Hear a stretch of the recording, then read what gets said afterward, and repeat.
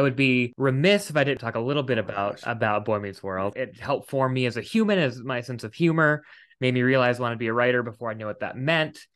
What does it feel like to have been part of a show that has had that kind of an impact? It's overwhelming, and I'm humbled, and I get tweets and DMs almost daily. Hmm. Um, and I try and reach out with grace because it is a blessing.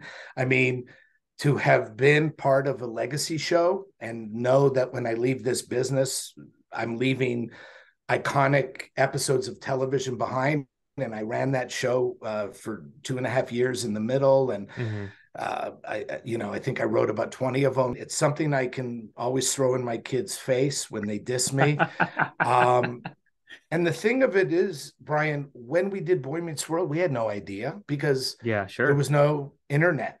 You Hmm. know, the internet was just kind of starting, and there was, we were a hit. We knew that, TGIF.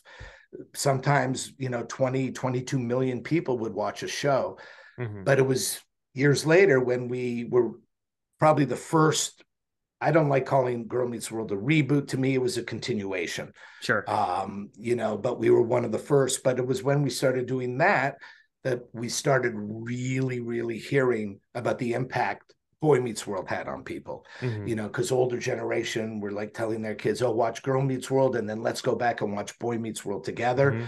Hmm. Um, you know, so I think I'm super proud of it, Hmm. and to be able to have had a long career, and I've probably been involved in over 300 half hours of TV and maybe 10 Hmm. pilots, and a bunch of movies. But that in itself is an incredible blessing. Hmm. But then to have, boy, and to have people 30 years later quote lines that I wrote is overwhelming and humbling.